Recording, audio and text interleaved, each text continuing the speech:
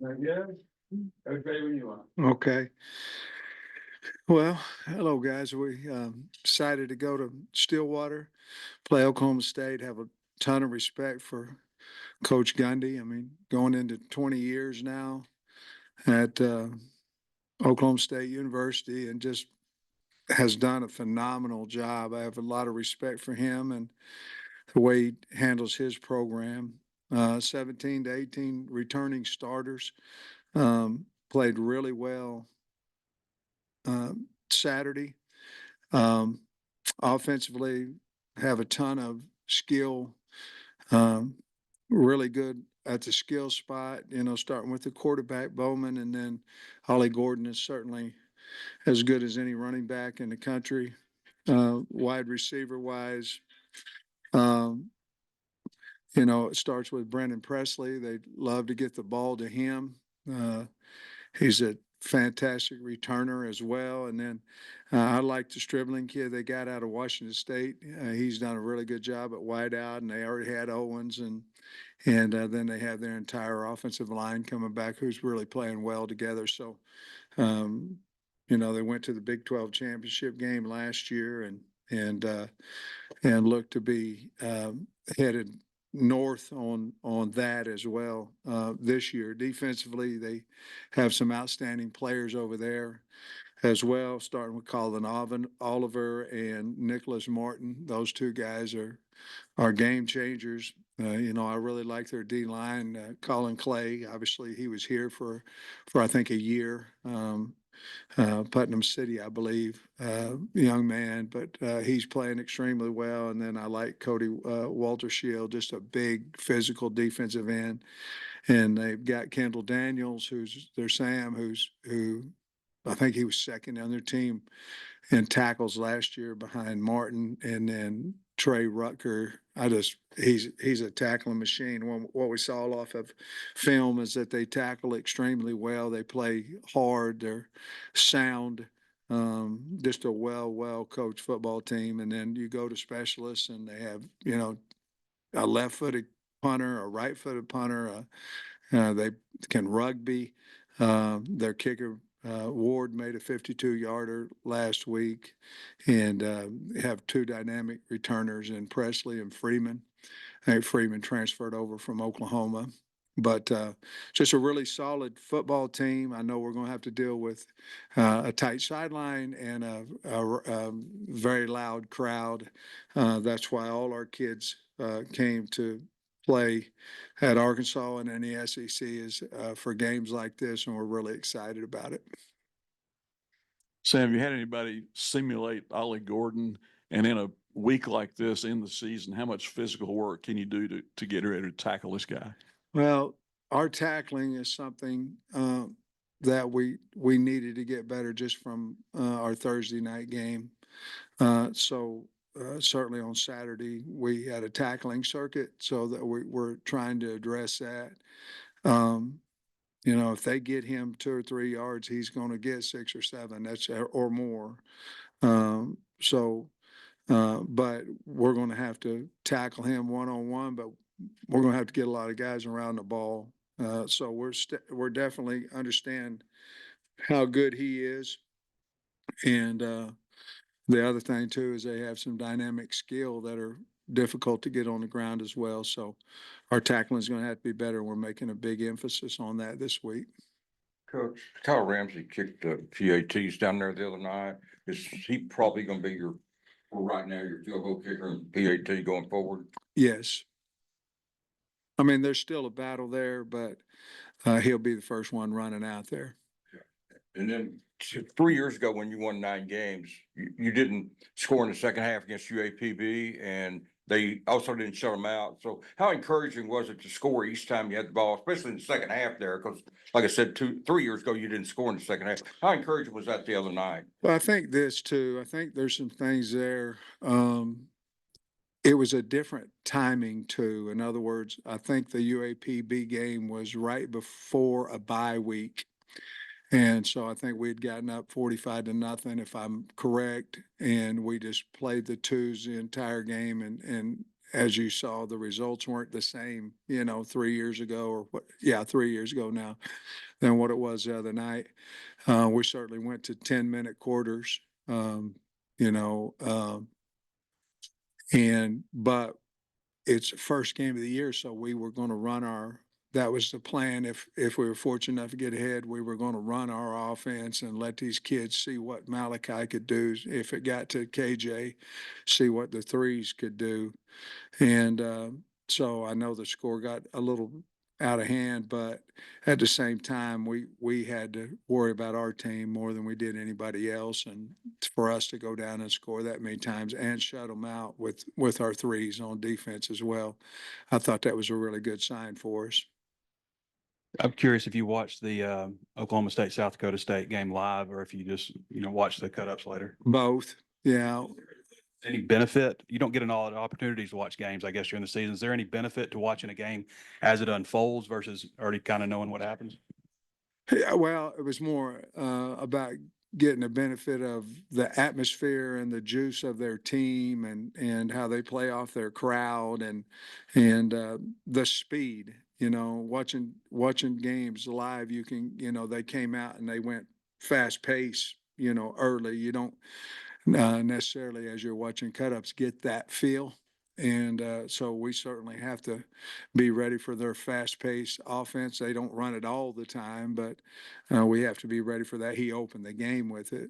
Coach Gundy did last week. So, yeah, I think there are benefits. Certainly you can hear calls and different things that you can't hear on cut-ups, but I think you just get a live feel of it watching it. And like you say, you don't get a lot of that. Now, sometimes you do, maybe on the plane coming back or the bus coming back, maybe if your opponent's playing later than you did, but not very often do you get to just sit down and just watch a game. And as I'm watching, I go, man, they got a really good team.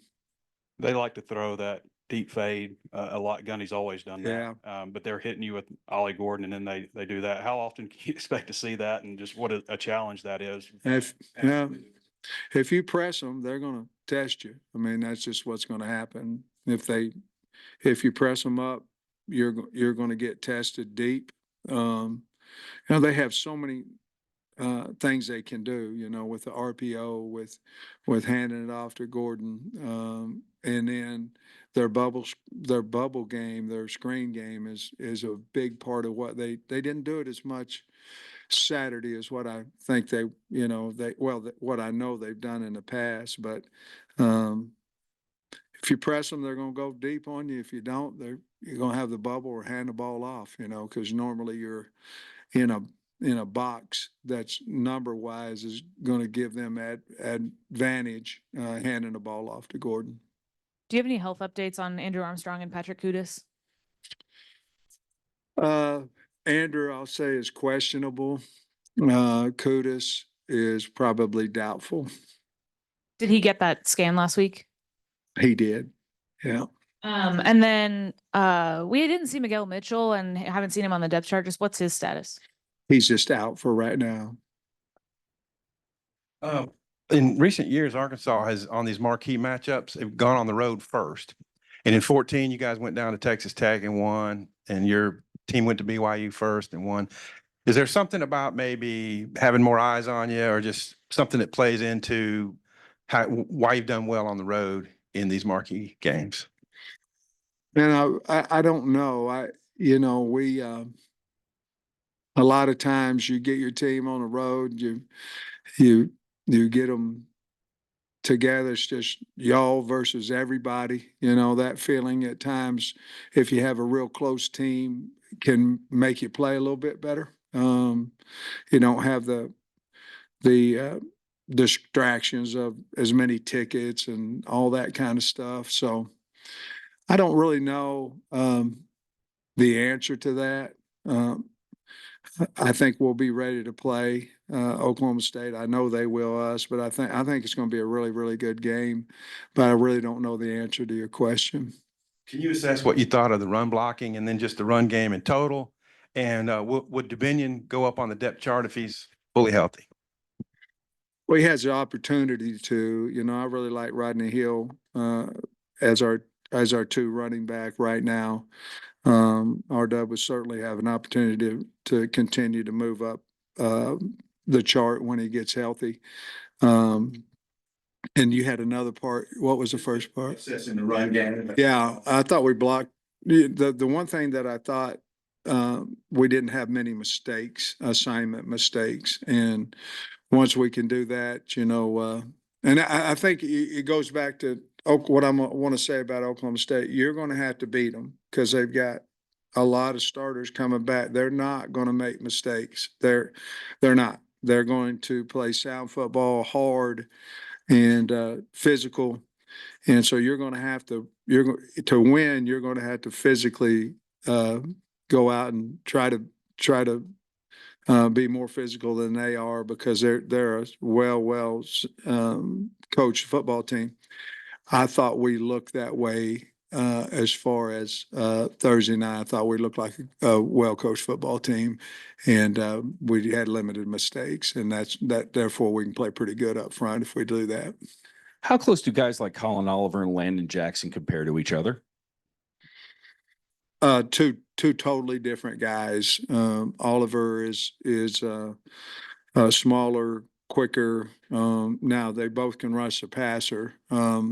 They do more with Oliver than we do with Landon. They drop him into coverage. They move him around in their odd package. He'll be inside, outside. They do some things there more than what we do with Landon. But I will say the common thing they have is ability to get to the quarterback. They both play extremely hard and physical football players. When you look at them a receiver, I mean, you've already mentioned they've got size, that they've got speed. How do you go about simulating that during the week, and how do you feel like you match up with what they've got at receiver? Well, during the week, we always go good on good at receiver. In other words, our 7-on-7, they will get 4 days of good on good.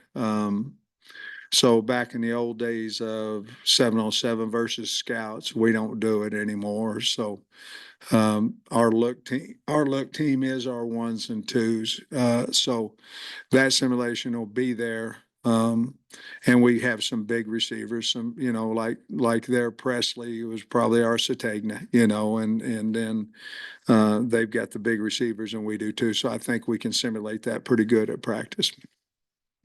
Sam, even with the COVID year and everything, you don't see too many 7th-year quarterbacks, and he's on his 3rd college, so he's kind of the poster boy, I guess, for the Portland NIL and everything. But as far as Bowman, what do you say? I think I read he's had 30 starts. He can. Their offense fits him perfectly, in my opinion. I mean, he can. They don't run him quite as much. He's sneaky. They ran him in a draw the other day and he made good yardage on that. But, what they're asking him to do, he can do it and do it well, and gets the ball out extremely fast. It's hard to get to him, hard to sack him.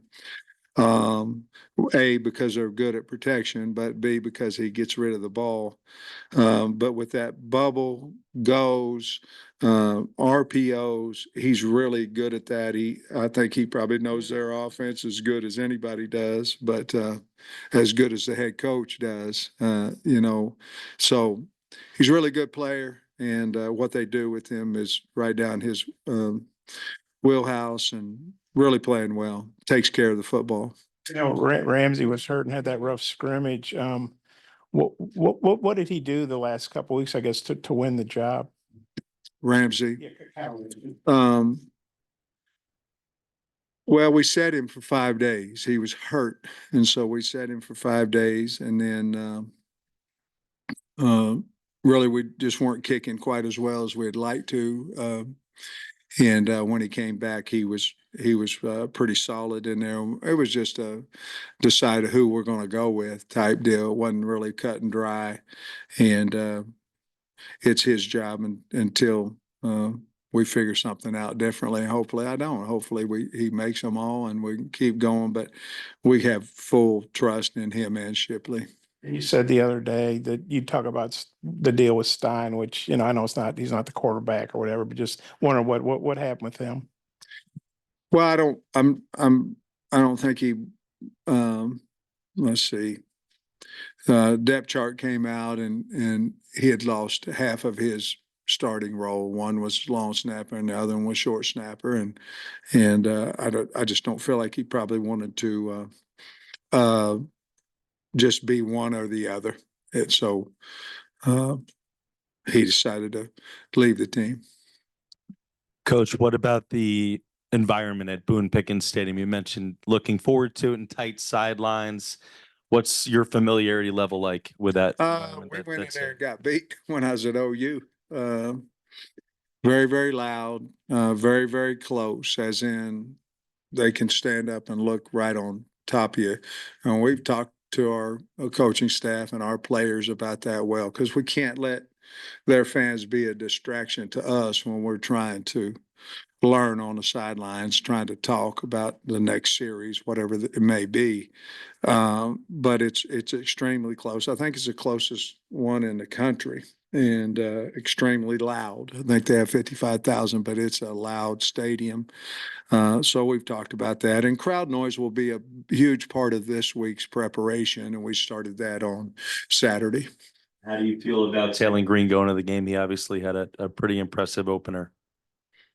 Oh, I think he's a really good player, and I'm excited to see him play on what might be considered a bigger stage. I think it's ABC, and excited to see him get out there along with his teammates and play. I think he'll be great. Hey, coach, you've talked a lot about their experience. Obviously, their offensive line's got 200 something starts throughout the two deep. Just what have you seen from them, and what kind of challenge do they present? Well, they have a really good coach too. I mean, I like their coach, and they play well together, and they're playing seven guys. I mean, they got a couple tackles in the portal that are giving them some depth and possibly might start for them. But they just, again, it's kind of what they do that they do very, very well, and you just don't see mistakes. But they are a very physical group.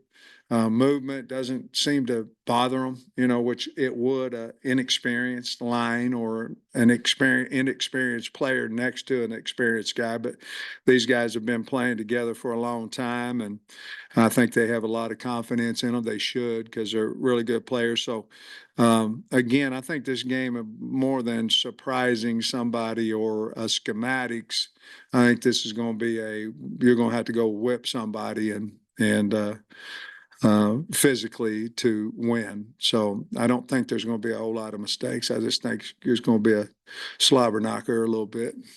And then you said all the technology stuff went smoothly on Thursday. You feel good about that heading into a 55,000 hostile environment? Yeah, it really did. And I think our coaches really enjoyed the iPads, the watching the game. I know Bobby and those guys back there, we talked about it on Friday, how much usage we got out of it. And I think both the helmet communication and the iPad watching the video went super well for us technically, as well as us getting information to our kids through it.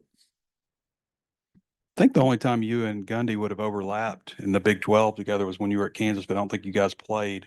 You ever cross paths with him, play any games against Oklahoma State when you were coaching, or anybody on their staff? Man, I don't think so. I always get a kick out of listen to Coach Gundy's press conferences, because he's blunt and to the point, and he is who he is. So I have a lot of respect for that. And he catches a little heat for it. No, I don't think he much cares. I think he just who he is. So I've always had respect for him as a man. But then you go and you watch his teams play, and they're always prepared, and they play hard as hell, and a lot of fun to watch. You never had any kind of conversation or anything? Not that I can remember that had any. Mm-hmm. I know his brother Cal as well. I know his brother Cal. So Anything from watching the film that jumped out to you that maybe you didn't see during the game, that maybe a guy helped himself or playing time? maybe a little bit more on special teams. Alex Sanford played really well. Dallas Young made a great play on a special team. Yeah, Larry Worth. excuse me, um, Dix, Worth, but Stephen Dix, he played better than what maybe even I thought he might. You know, I'm talking about in space. Made some good tackles out there, but you know, we played so many guys. I wasn't really disappointed in anybody. We probably got about what I thought we would out of the guys. My biggest thing was we cut we skill wise we really did a good job of catching the football. You know, I know we dropped one or two here or there, but some fantastic catches as well. You guys didn't play extremely well at home last year, but on the road, you're really tough out. What was it about taking it on the road, and how do you kind of keep that going? Man, I don't know. I really don't. What the difference was. You know, sometimes going on the road depends on who you're playing and all that. But I mean, you talk about last year, you know, we went to LSU, went to Alabama, went to Ole Miss, and very strong environments, and then we come home and we didn't play. Seemed like sometimes with the same energy that we had on the road. So I really don't know. I hope we continue to play well on the road and then figure it out when we get back home. You know, part of it is um, we, you know, I think we went 5 in a row or 5 out of 6 on the road or something like that last year, and you'd like to be that. As when the season starts, you'd like to be opposite of that. You'd like to play in here a whole bunch like most other teams do, but our schedule just hasn't permitted us to do that. We need to go get a win on Saturday and come back in here. I imagine our place would be rocking pretty good. I was going to ask you about your safety play the other night. How'd you like the way the rotation shook out? And then how important are the safeties in this game? Very important, you know, because they're going to have to make some tackles as well, but they're going to have to play fast defense, you know. So it's uh again, their skill is really, really good, and they cause you problems in a lot of spots. I like TJ Metcalf. I think he's just continuing to get better. Jaden Johnson, I felt like he played well. The rotation there, Slaughter's a guy we can certainly count on, a good player. And then HUD can play several spots there. But I was pleased with our safeties. But I think if there's a guy sticking out right now, it's Metcalf. Okay. And then the cornerbacks, I think you played at least 5. Yeah. And did anybody earn more playing time, or were they all about like you thought? I don't know that we're changing where we were. I think, you know, obviously Stewart is in a battle there with Cuddy and but you know, Snoop played with the threes when we got in there, and he had a nice man-to-man coverage there on a post route.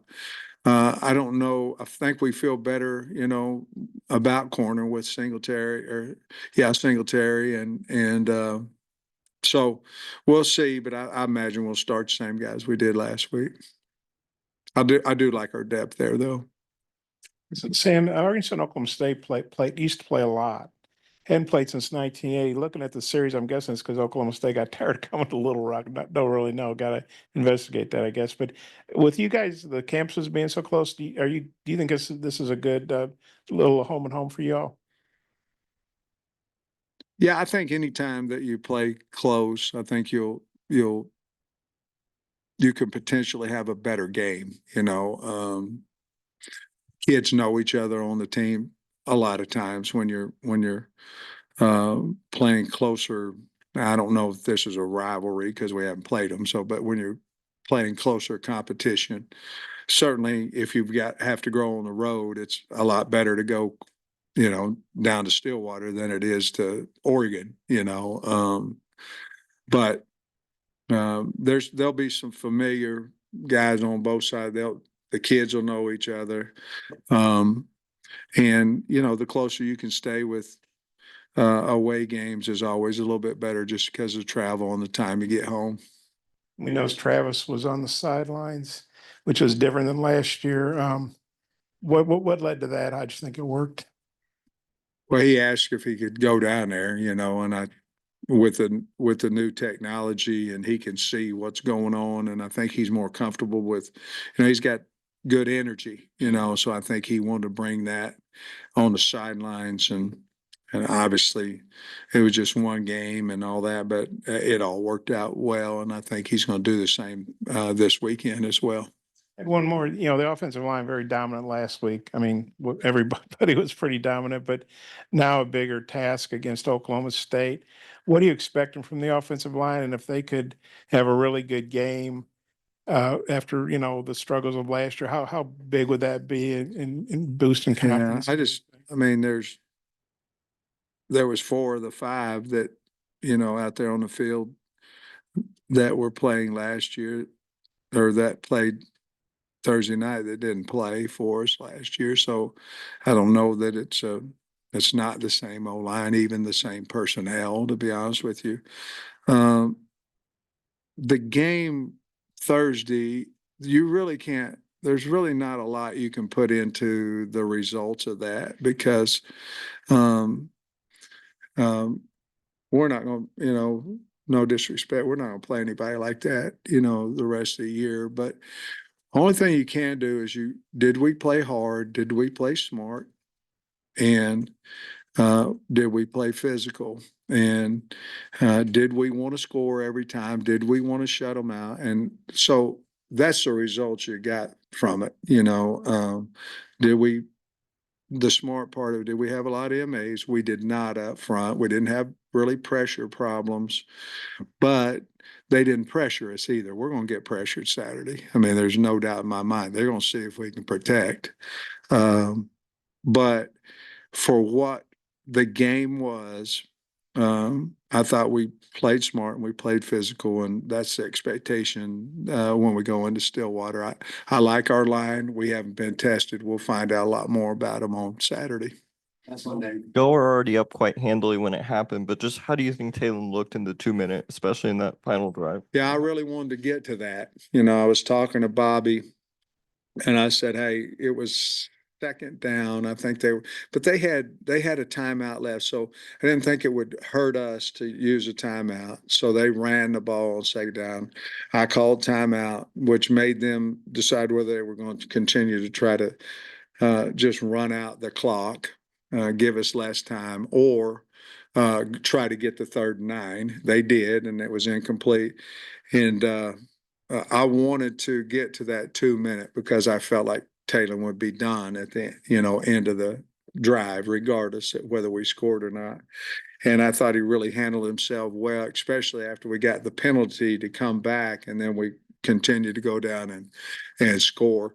But I wanted to get that in for me and for them, and for Bobby, to try to get that communication, and it worked out well. I thought he handled it well, and I was real pleased after we overcame the penalty and went down and scored. Appreciate you. All right, guys.